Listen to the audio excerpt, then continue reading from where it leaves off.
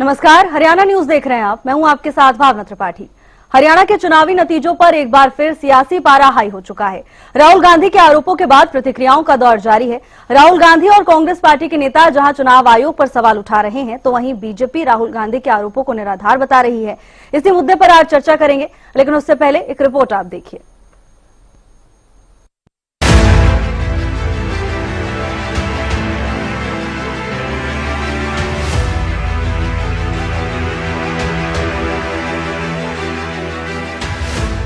राहुल गांधी की एक press conference और उसके बाद हरियाणा में वोट चोरी के मुद्दे पर छिड़ गया सियासी घमासान। राहुल गांधी ने चुनाव आयोग और बीजेपी को वोट चोरी के मुद्दे पर घेरा, जिसके बाद हरियाणा कांग्रेस के नेताओं ने भी लगातार इस मुद्दे को उठाया और चुनाव के नतीजों पर सवाल उठाए।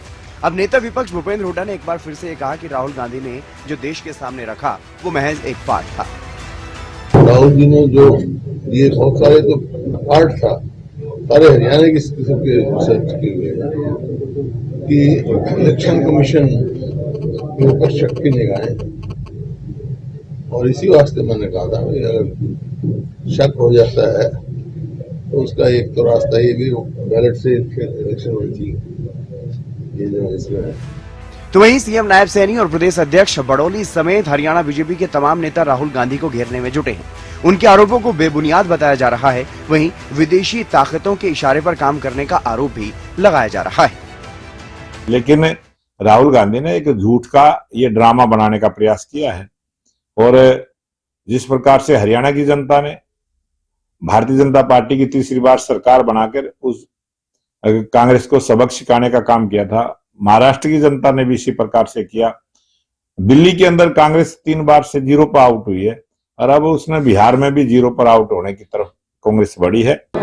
आप इस देश को जितना कलंकित और बदनाम करना सोचते हो, कर रहे हो, आप कितना जोर लगा लो, आप जो प्रयोजित कार्यक्रम कर रहे हो, जो स्क्रिप्ट के ऊपर काम कर रहे हो, जो भारत विरोधी ताकतों का एक ग्रुप है, उस ग्रुप ने जो आपको हायर किया हुआ है। इतना ही नहीं, इस मामले में इनेलो अध्यक्ष अभय चौटाला भी राहुल गांधी के आरोपों पर तंज कस चुके हैं। और अब तो जिन लोगों का नाम लेकर राहुल गांधी ने आरोप लगाए, उनमें से भी कुछ लोग सामने आकर राहुल गांधी के दावों पर सवाल उठा रहे हैं। ऐसे में बड़ा सवाल यही है कि आखिर कब तक वोट चोरी के मुद्दे पर ब्लेम गेम चलता रहेगा।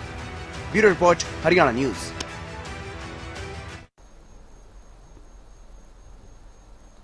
और अब चलिए इसी पर चर्चा के लिए हमारे साथ कुछ खास मेहमान जुड़ गए हैं। सबसे पहले उनसे आपका परिचय करा देते हैं।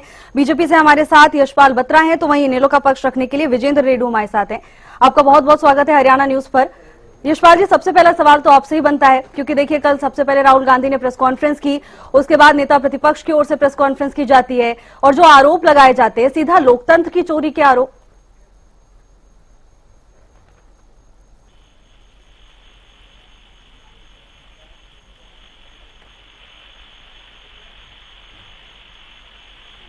यशपाल जी, अब तक आवाज आ रही है मेरी?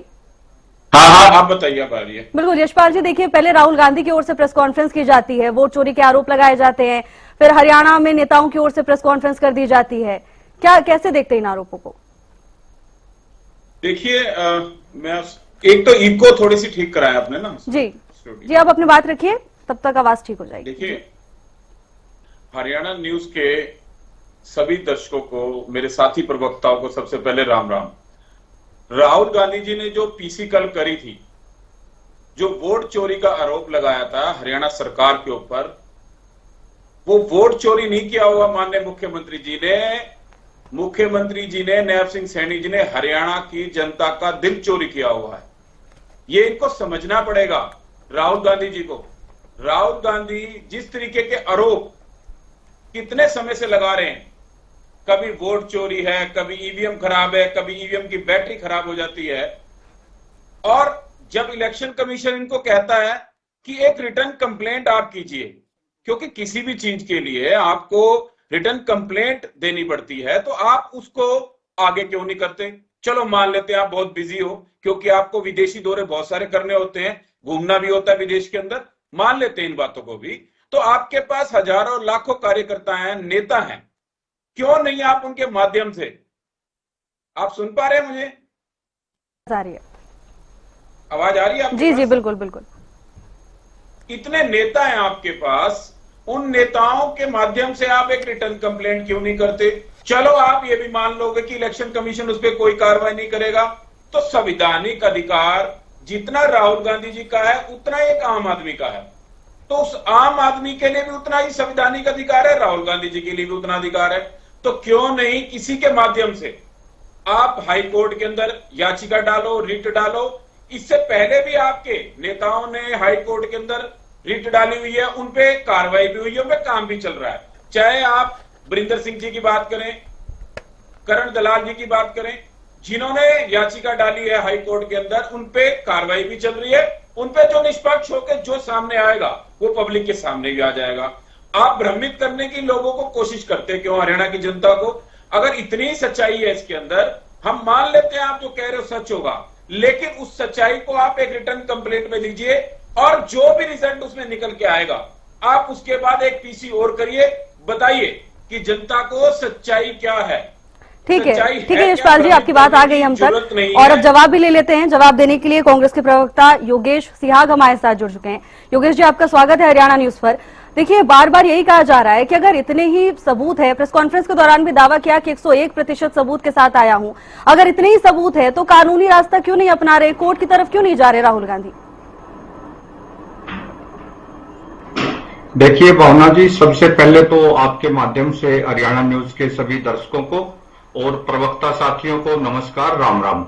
और देखिए, माननीय विपक्ष के नेता राहुल गांधी जी ने शुरुआत से जो चुनाव आयोग के जो वोट चोरी का जो इनका जो माध्यम तरीका था उसका खुलासा किया, और कल जो हरियाणा पे विशेष रूप से उन्होंने 25 लाख फर्जी वोटों का जो खुलासा किया है, मैं समझता हूं ये हमारे एक मजबूत लोकतंत्र के लिए बहुत ही चिंता का विषय है।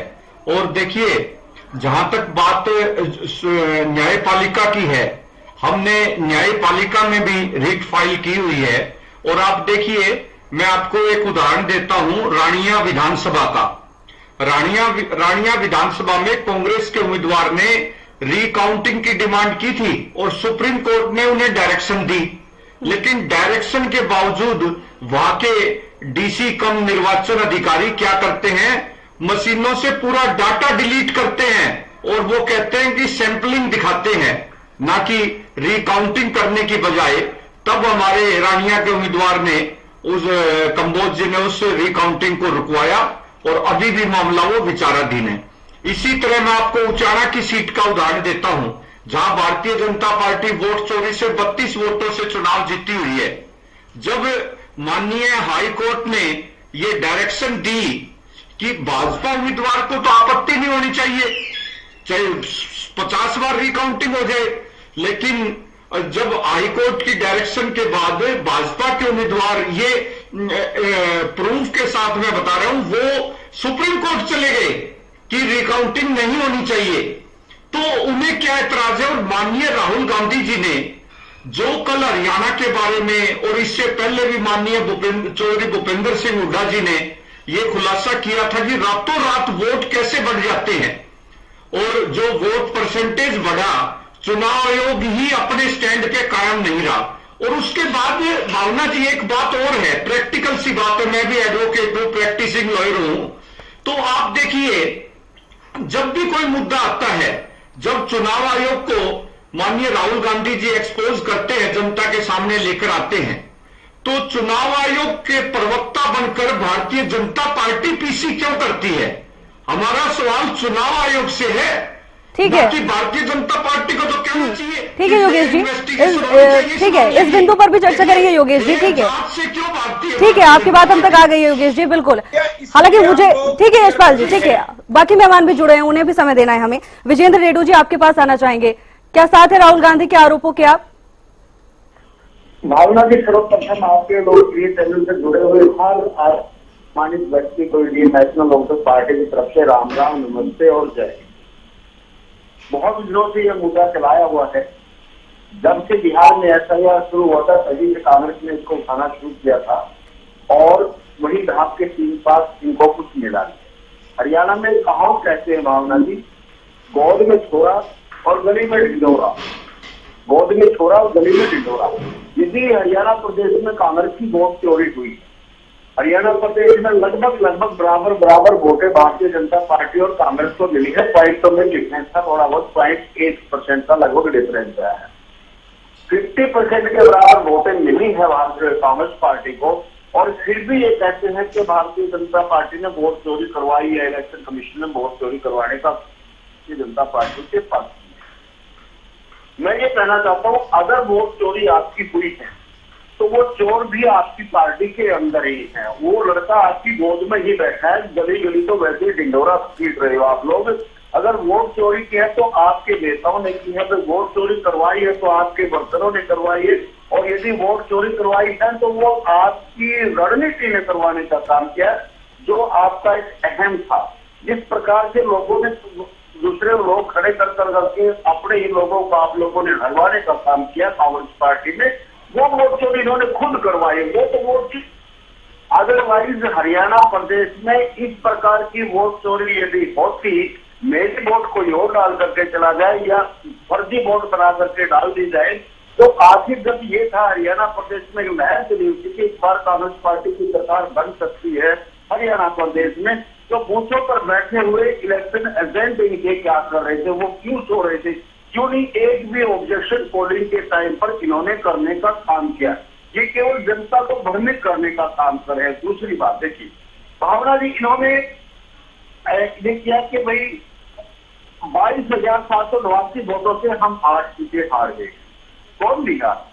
6 सीटें तो भारतीय जनता पार्टी के विधायक भी आ रहे हैं, जो मात्र 10,892 वोटों से 6 सीट भारतीय जनता पार्टी भी हार गई है। इनकी तो 4,000, 6,000, 5,000 की हार वालों को भी ये मामूली हार मान रहे हैं। भाई विधायक के इलेक्शन में 4,500-5,000 की हार कोई छोटी हार नहीं होती है। बिल्कुल विजेंद्र जी, तमाम बातें हैं। कांग्रेस के प्रवक्ता हमारे साथ हैं, आपसे अनुरोध है कि जहन में रखिएगा अपने सभी बिंदुओं को। आपके पास इन्हीं सवालों के साथ वापस आएंगे, लेकिन उससे पहले वरिष्ठ पत्रकार राजेंद्र जादौन हमारे साथ जुड़ चुके हैं। राजेंद्र जी, जो आरोप लगाए गए हैं कहीं ना कहीं सीधा लोकतंत्र पर वार की तरीके से देखे जा रहे हैं। नहीं देखिए, ये ऐसा है कि जिस तरह के मुद्दे उठाए गए हैं उससे लोकतंत्र पर तो वार है ही कि जो निष्पक्ष चुनाव और स्वच्छ चुनाव नहीं हो पा रहे हैं। सवाल ये है, लेकिन सवाल ये है कि इनको एक लीगल चैनल में लाया जाना चाहिए, बाकायदा उनकी जांच होनी चाहिए, क्योंकि बड़े मिले जुले तथ्य आ रहे हैं। एक तरफ ये भी है कि रिकाउंटिंग से इनकार किया जाता है, ठीक है, रिकाउंटिंग होनी चाहिए, एक निश्चित समय तक रिकाउंटिंग की व्यवस्था भी होनी चाहिए और होती रही है पहले भी रिकाउंटिंग। लेकिन कुछ बातें ऐसी भी निकल कर आ रही हैं, जैसे एक उदाहरण आया है कि मुलाना विधानसभा क्षेत्र में ढापोली एक गांव में 2 बूथ हैं, वहां बूथ जो है कुछ वो मतदाता इस तरह का वो डाउट था कि कुछ बढ़ा दिए गए और वो कुछ शिकायत थी। लेकिन सवाल ये है कि वहां तो जो है जब 2019 के चुनाव में कांग्रेस को जितना वोट मिला 2024 में उसने बढ़ा लिया। जो फर्जी वोट का जो आरोप है कि ये वोट बढ़ा दिए गए और कुछ उसमें कुछ छेड़छाड़ की गई है वोटर लिस्ट में, लेकिन वहां तो ये आया है रिजल्ट के कांग्रेस ने जो है 2019 के बाद 2024 में उन बूथों पर अपना वोट शेयर बढ़ाला। एक तो ये है। दूसरे एक आध वो जो ब्राजील की मॉडल का फोटो बार बार यूज करने की बात थी, उसमें एक वीएलओ ने दिया है कि कुछ मतदाताओं के जो है वो मिसप्रिंट हो गए थे फोटो इस तरह से, फिर बाद में उन्होंने कुछ करेक्शन करवा दिए थे और जो ओरिजिनली मतदाता का फोटो है वो उसमें लगवा दिया था। बाकी के उसमें दूसरे मतदाताओं के आगे भी वो मिसप्रिंट हुआ फोटो, वो चेंज नहीं किया जा सका क्योंकि वो उनसे वो अवेलेबल नहीं हुए। तो ये सब इस तरह की कुछ ऐसी बातें भी निकल कर आ रही है जो मिला जुला सा है। अब सवाल ये है कि हरियाणा में कुछ सीटें कांग्रेस जो है बहुत कम मार्जिन से हारी, 8 सीटें करीब, और तो भारतीय जनता पार्टी भी 7 सीटें कम मार्जिन से हारी। तो ऐसे भी मिले जुले इसको लीगल चैनल में लाके बाकायदा इसकी जांच होनी चाहिए कि ये इस तरह से चलता रहे, पता नहीं उसके पीछे बैकग्राउंड क्या है। सवाल ये है कि सब पार्टियों के जो है बूथ एजेंट भी काम करते हैं, वो वोटर लिस्ट भी अपने पास रखते हैं, तो वो उस समय उनके किसी के नॉलेज में क्यों नहीं आई, ये पकड़ में क्यों नहीं आई, ये अनियमितताएं अगर है ठीक तो उनको करेक्शन करने के लिए उसी समय मतदान के दौरान 2019 में, 2024 में, उससे पहले 2014 में, उस दौरान जो है उस समय भी ये सब पकड़ में आ सकती थी, उन पर गौर किया जा सकता था। जब बूथ एजेंट काम करते हैं और काउंटिंग में भी एजेंट बैठते हैं तो सारी व्यवस्था है, तो फिर वो क्या, किसने क्या निगरानी की?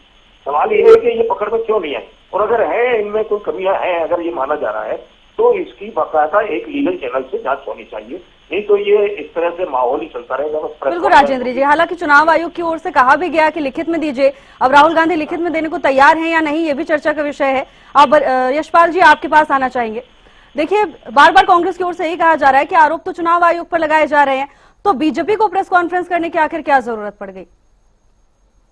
देखिए भावना, कल आपने अगर पीसी सुनी हो तो उन्होंने बीजेपी पे आरोप लगाया कि बीजेपी पार्टी ने वोट चोरी की है।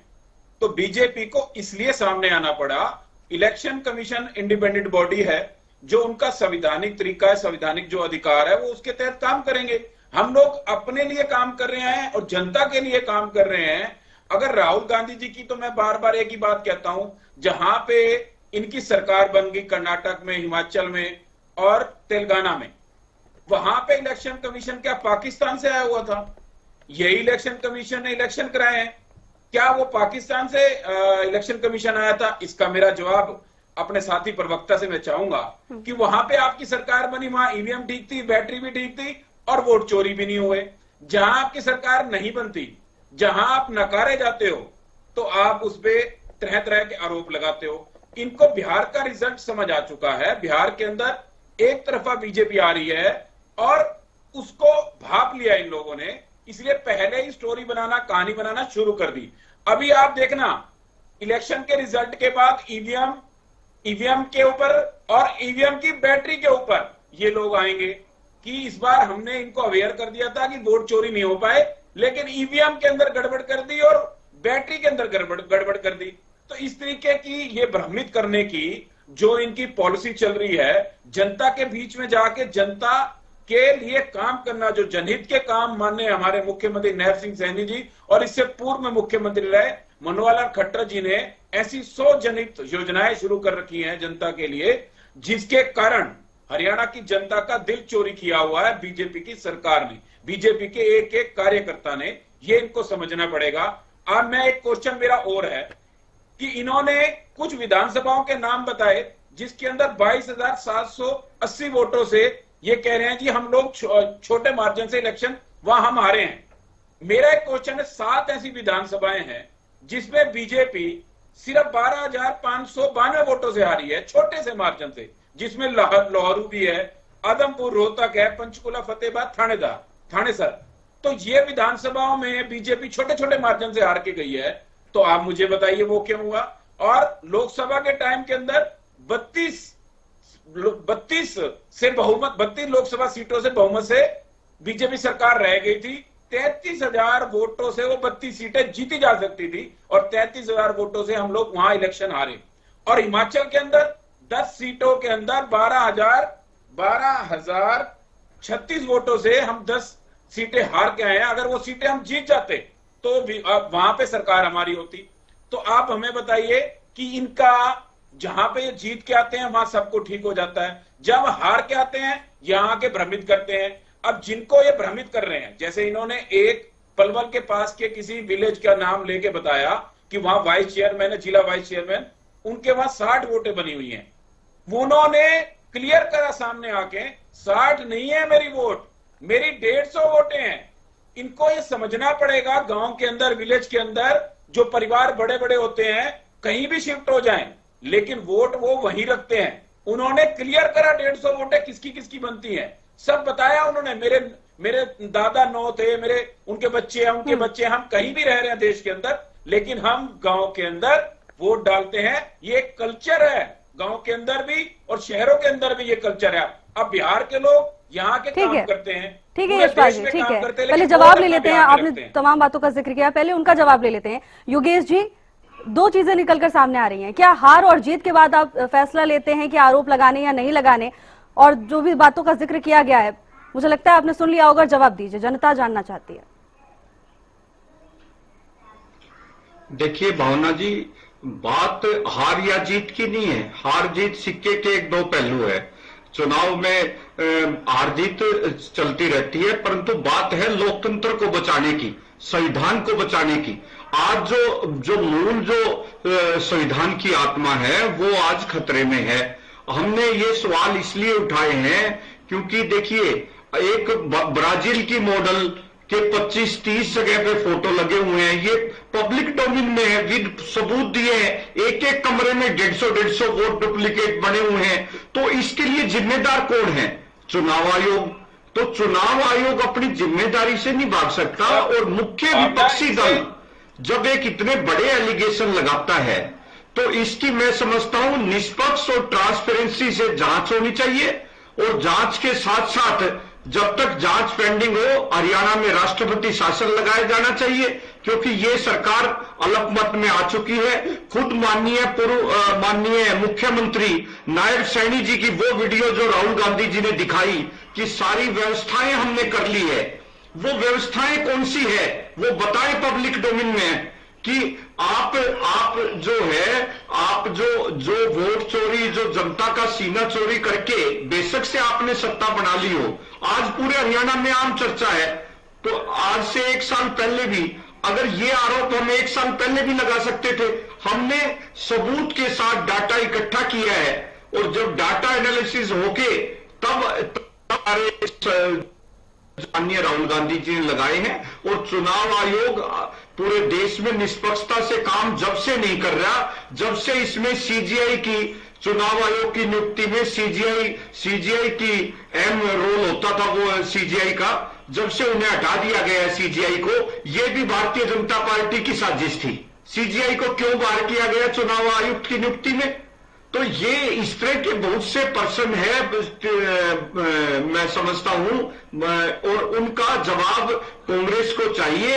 और चुनाव आयोग अगर देखिए, चुनाव आयोग एक संवैधानिक संस्था है। मैं समझता हूं एक मुख्य विपक्षी दल ने जब सभी एविडेंस के साथ आरोप लगाए हैं तो इस पूरे मामले की निष्पक्ष जांच होनी चाहिए। और भारतीय जनता पार्टी को भी जांच करवानी चाहिए, वो क्यों पीछे भाग रही है? जब एक मुख्य विपक्षी दल आरोप लगा रहा है, उसे क्यों इस तरह क्यों डिफेंस ले रही है चुनाव आयोग का इतना ज्यादा? क्योंकि ये लोग मिले नहीं, योगेश जी, मुझे लगता है उन्होंने शुरुआत में ही क्लियर कर दिया कि जब आपने मुख्यमंत्री का वक्तव्य दिखा दिया प्रेस कॉन्फ्रेंस के दौरान, बाकायदा उनकी क्लिप चला दी, व्यवस्था शब्द का इतना जोर शोर से इस्तेमाल पार्टी की ओर से किया जा रहा है। अब ऐसे में मुझे नहीं लगता कि प्रेस कॉन्फ्रेंस करना कुछ गलत है। हालांकि लिखित में मांगा जा रहा है, वो क्यों नहीं दिया जा रहा है, इसको लेकर भी सवाल बनता है।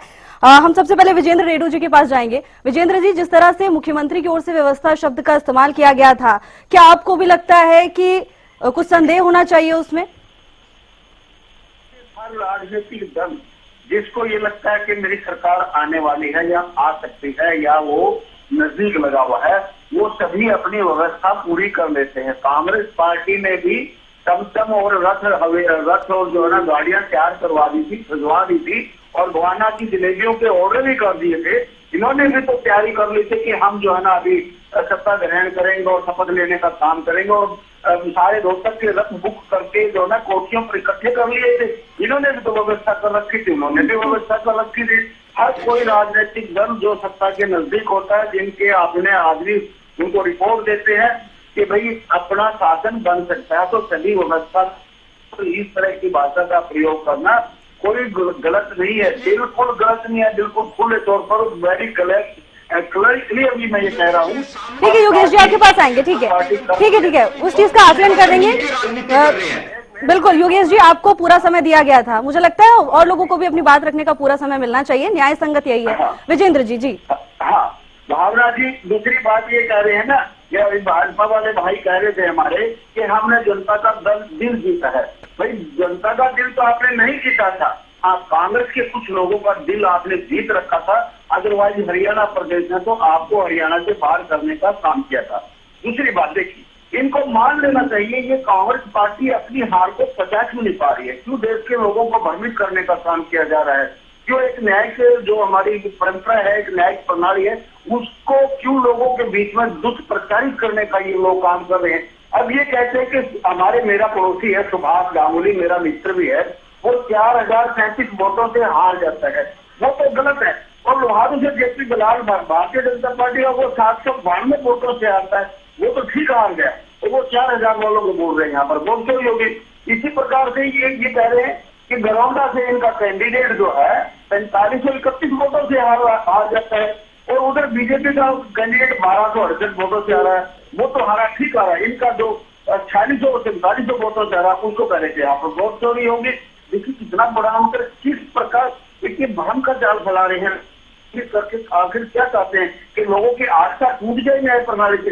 हाँ भावना जी, एक बात मैं जरूर कहूंगा, देखिए जो उटाना वाला मैटर है, उटाना वाले मैटर में जो वोटों की काउंटिंग नहीं हुई वो सरासर धक्का, उसको सरकार को, इलेक्शन कमीशन को उसका स्पष्टीकरण जरूर देना चाहिए। वीरेंद्र सिंह ने जो ऑब्जेक्शन लगाए हैं, ब्रिजेंद्र सिंह ने जो ऑब्जेक्शन लगाए हैं, मैं उसका दिल से समर्थन करता हूँ कि भाई जो वोट काउंट नहीं किया आपने, आखिर वो वोट काउंट क्यों नहीं की, वो वोट काउंट की जानी चाहिए। अदरवाइज तो ये कांग्रेस खुद ही वोट चोर है।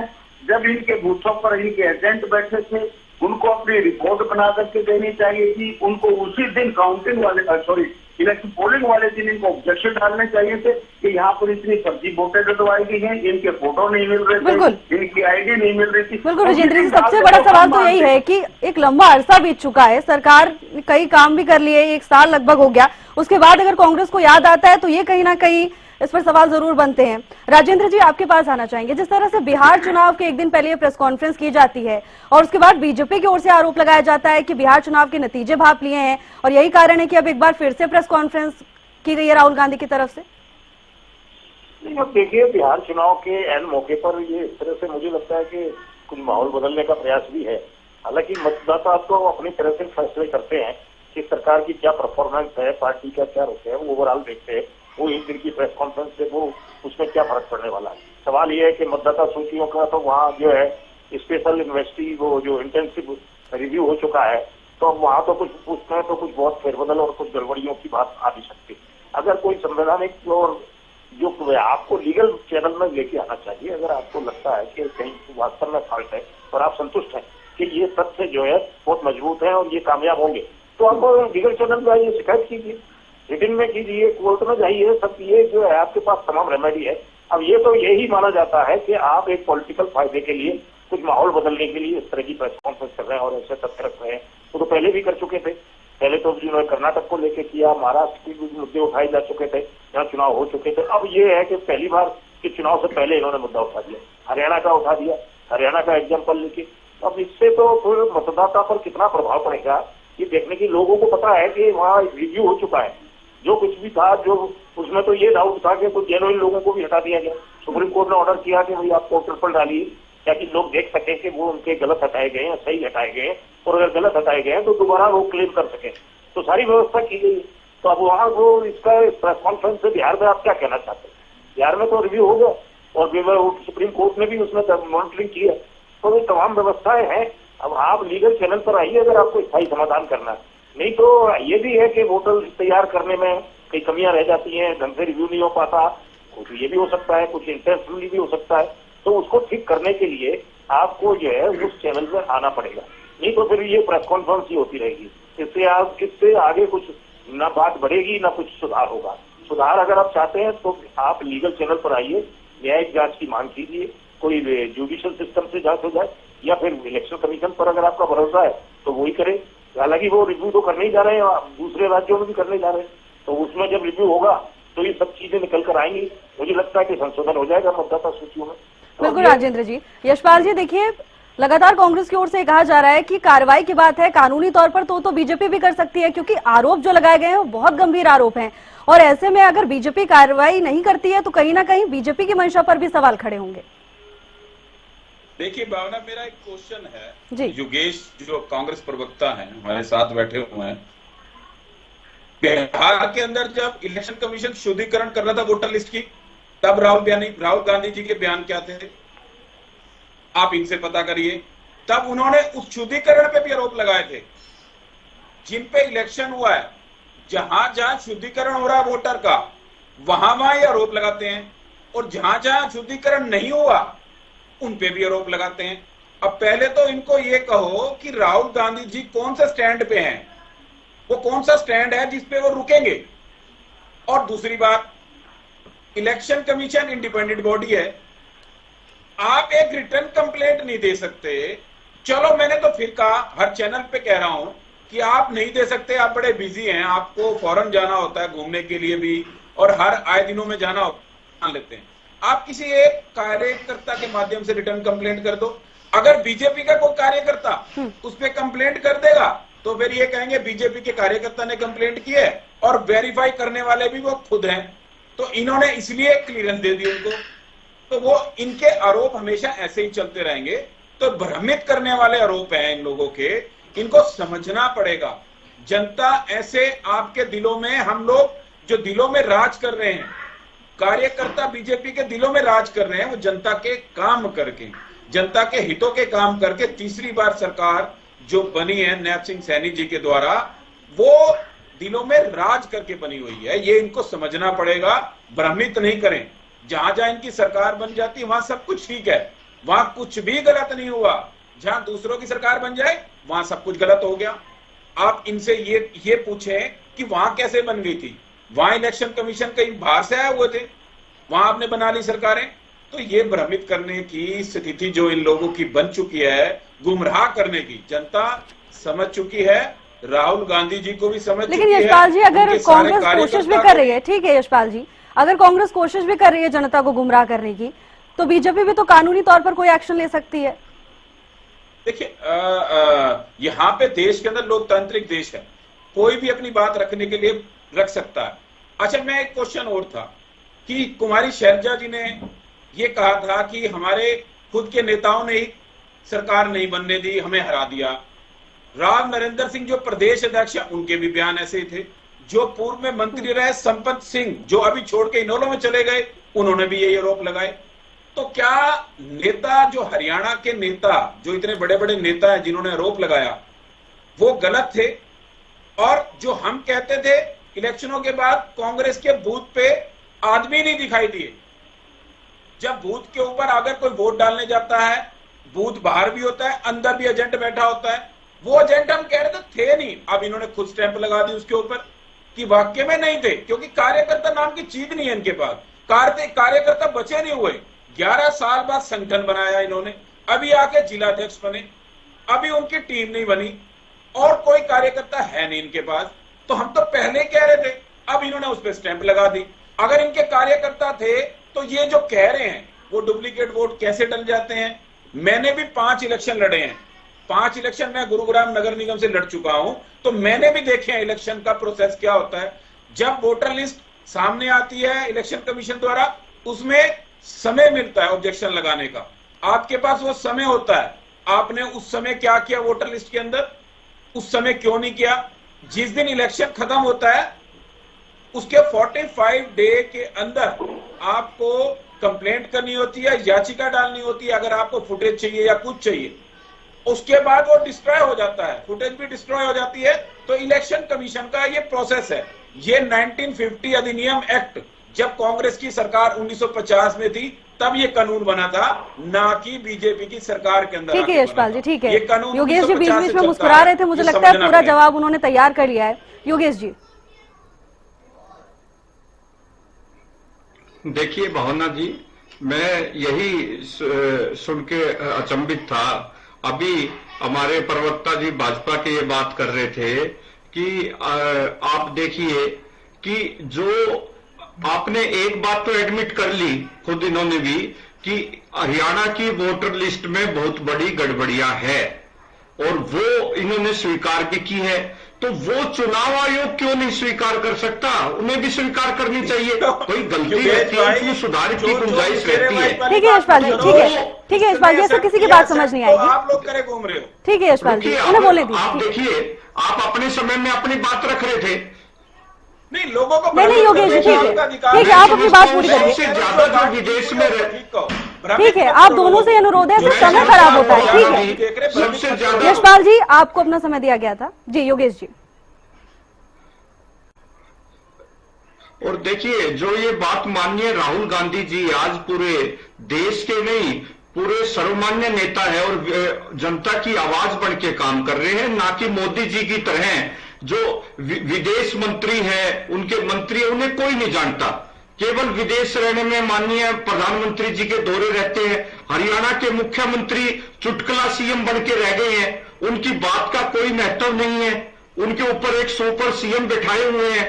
तो और मैं हमारे लोकदल के प्रवक्ता की बात का जवाब दे रहा हूं, सभी दर्शकों ने भी देख लिया, हम बार बार कांग्रेस यही बात करती है, हर किसी को कांग्रेस से और हुड्डा साहब से इतनी परेशानी है, तो ये आज एक्सपोज हो गए। देखिए किस तरह मिलकर राजनीति कर रही है भाजपा और इन्हें लोग, इन्होंने एक दूसरे का कितना समर्थन किया है। इनका 87-3 की सीटों पे समझौता था, हालांकि इनकी चूक होगी एलनाबाद सीट पे, परंतु जब मैं बात रानिया और डबवाली की करता हूं तो इन्हें परेशानी होती है, क्योंकि वहां इनका भाजपा के साथ साठगांठ थी। तो ये तो जनता अच्छी तरह समझती है, केवल भाजपा की जो लड़ाई लड़ रही है, भाजपा की जन विरोधी नीतियों का जो हरियाणा में विरोध कर रहा है वो कांग्रेस पार्टी कर रही है। और अब भारतीय जनता पार्टी का तो अभी तक प्रदेश अध्यक्ष भी नहीं बन पाया है, और हमने अपना पूरा संगठन भी बना लिया है, और जो इनकी वोट चोरी का पार्टी मजबूती से योगेश जी प्रदेश अध्यक्ष नहीं बन पाया है, पूरे हरियाणा में प्रदर्शन हुए हैं। ठीक है आप विजेंद्र जी के पास जाएंगे। पेंडिंग है, इनका फैसला नहीं हो पाया भाजपा से।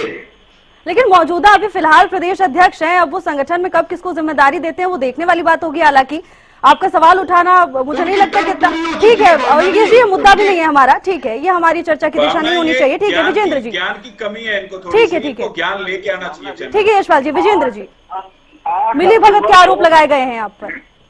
8 अक्टूबर मेरे वाले तो ये तो ऐसे कह रहा है, योगेश हमारा मित्र है, इसमें कोई दम ही नहीं की बातों में। 8 अक्टूबर 2024 को हरियाणा का परिणाम आता है। जो ही परिणाम आता है तो कांग्रेस पार्टी की तरफ से ये कहा जाता है कि ईवीएम हैक हो गई है, इस वजह से हमारी सीटें कम आई। उसके 4-5 दिन के बाद मैसेज आता है कि हमारे प्रदेशाध्यक्ष हमारे प्रभारी जी के पास मैसेज आ गया था कि आपकी 14 सीटों को हैक कर लिया गया है और 14 सीटों पर आपको हरवाने की पूरी तैयारी भारतीय जनता पार्टी कर दी है। उसके 15-20 दिन बाद आता है कि हमारा संगठन नहीं बना था इसलिए हम हार गए हैं। उसके बाद मैसेज आता है कि आपकी भीतर घात के कारण हम हारे हैं और हमारी जो आपस की लड़ाई थी, फूट थी, उसके कारण हमें सरकार से हाथ धोना पड़ा है। और उसके बाद फिर परसेप्शन बनाते हैं कि ये वोट चोरी हुई है। तो आखिर भावना भी मैं ये पूछना चाहता हूँ हमारे कांग्रेस वाले सभी नेताओं से, साथियों से, अरे भाई आपने आज तक यही फैसला नहीं किया कि आप हारे किस कारण से हैं, वो मैंने आपको बता दिया। इसको मानो तो भला, ना मानो तो भला। और क्योंकि आपके अंदर के लोगों ने ही चोरी की है वोट, आपकी जो ना वोट बंटवाने का काम किया।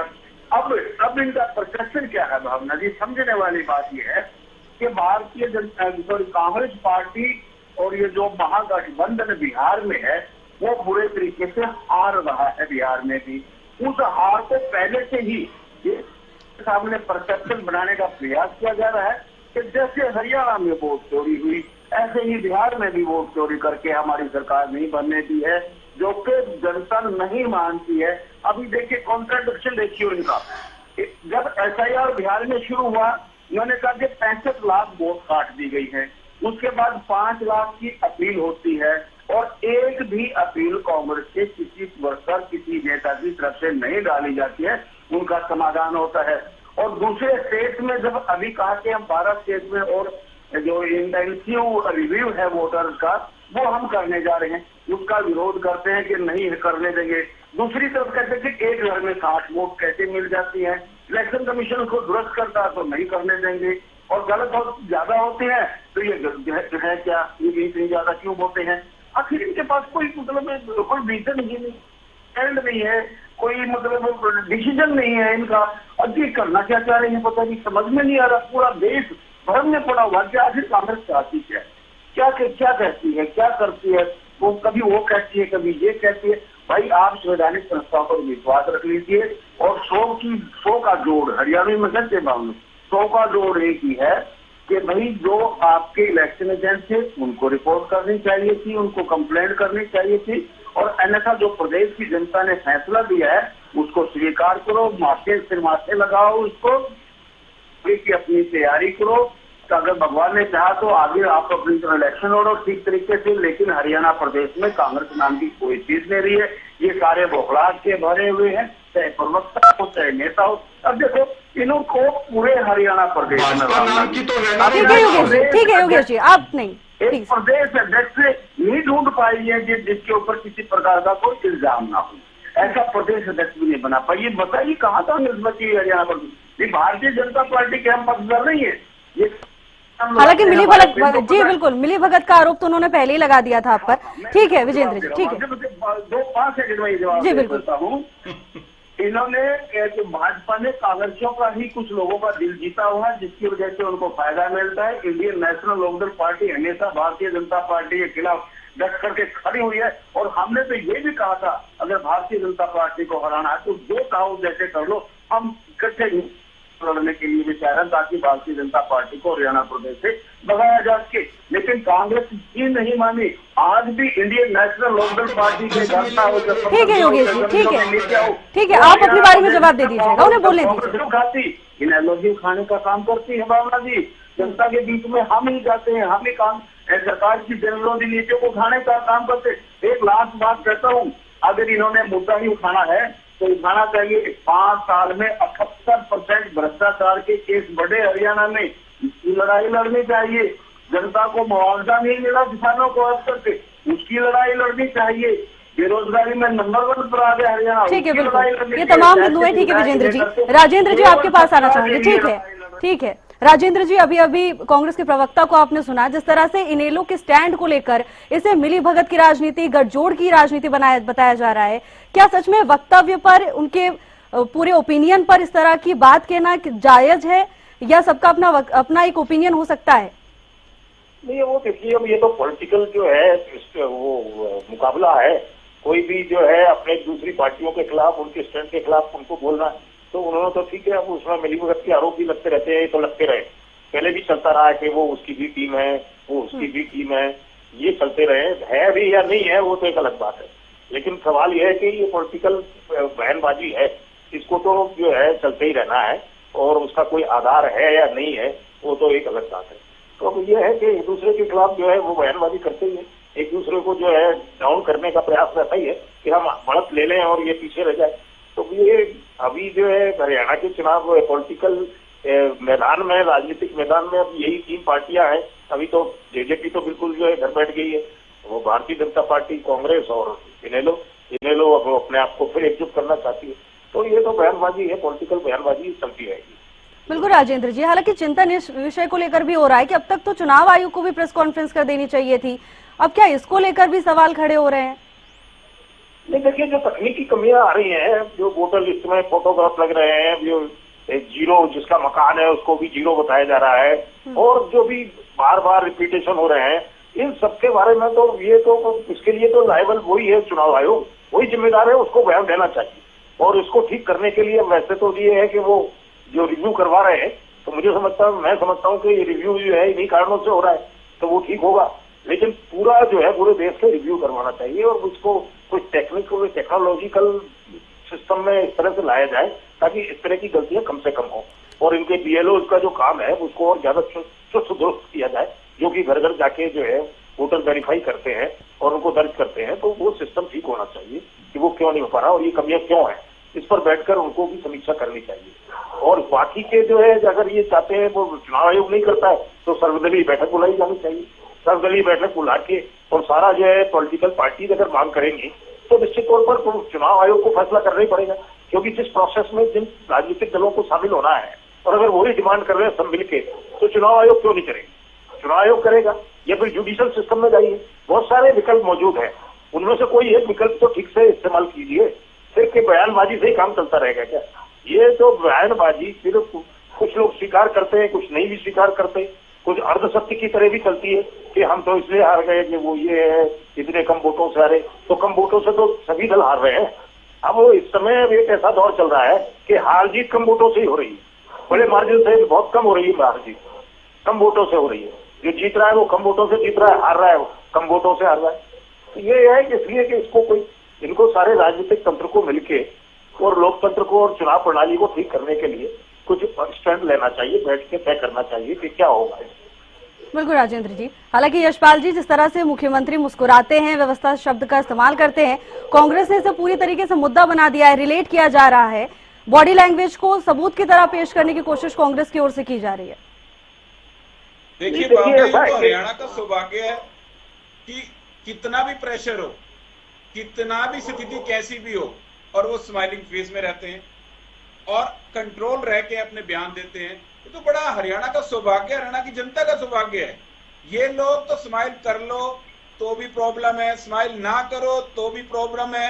इनको हर स्थिति में प्रॉब्लम रहनी है। प्रॉब्लम कौन सी रहनी है कि जनता ने इनको नकारा हुआ है, जनता इनको नकार चुकी है।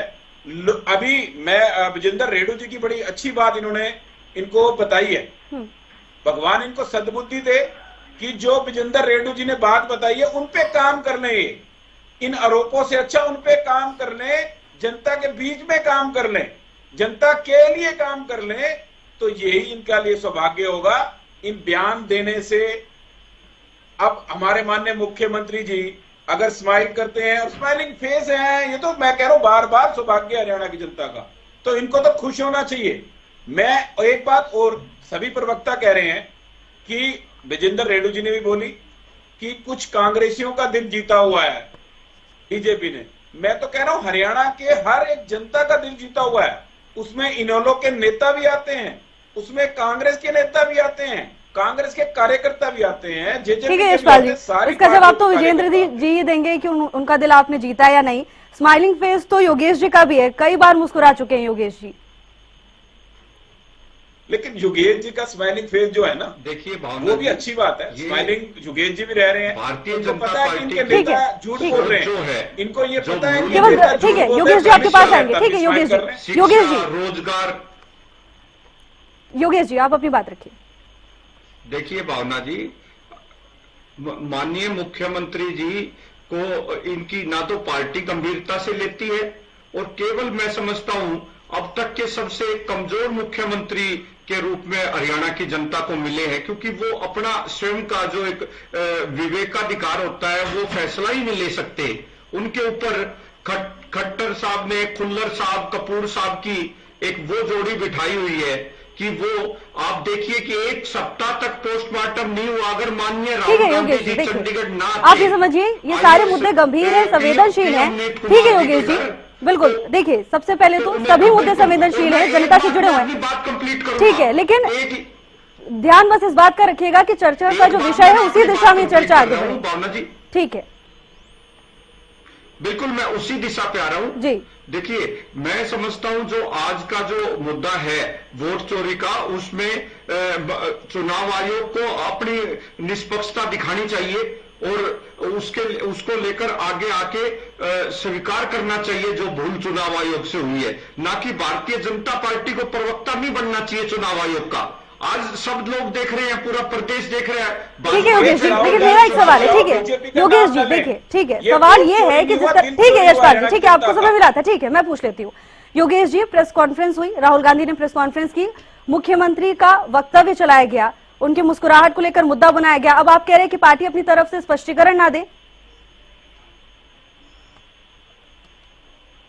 देखिए मुस्कुराहट के साथ साथ उन्होंने ये बात बोली, इसका स्पष्टीकरण कहां दिया पार्टी ने? सारी व्यवस्थाएं हमने कर ली है। आप वो वीडियो सुनिए, सारी व्यवस्थाएं कौन सी होती है ये क्लियर करें, वो कौन सी व्यवस्थाएं थी, वो क्यों छुपा रही है पार्टी? उसका एक बार भी जवाब नहीं दिया इनकी पार्टी ने।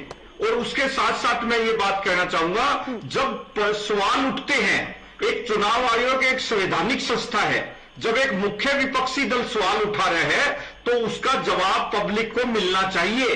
ये एक लोकतंत्र के लिए आवश्यक है और लोकतंत्र तभी मजबूत होगा जब ट्रांसपेरेंसी रहे। और आज जो है खुद ये स्वीकार कर रहे हैं कि खामियां है वोटर लिस्ट में, ये तो इन्होंने पब्लिक डोमेन में है, आपके सामने है, जो माननीय राहुल गांधी जी ने सबूत के साथ पेश की है। लेकिन योगेश जी जल्दी से अपनी बात को खत्म करिएगा, अब समय काफी कम बचा है। ठीक है योगेश जी, लिखित में क्यों नहीं दे देते राहुल गांधी? ठीक है यशपाल जी आपके पास वापस आएंगे, लास्ट रिएक्शन में अपनी बात रखिएगा। योगेश जी लिखित में क्यों नहीं दे रहे हैं? हमने लिखित में, चुनाव आयोग ने एक बार भी स्पष्टीकरण क्यों नहीं दिया भावना जी? उसमें एक बार तो मुझे लगता है जब सबसे पहली प्रेस कॉन्फ्रेंस राहुल गांधी ने की थी, ठीक है एक बार प्रेस कॉन्फ्रेंस की थी, उसके बाद चुनाव आयोग सामने आया था, उन्होंने एफिडेविट मांगा, सिर्फ उन्होंने एफिडेविट का बोला था।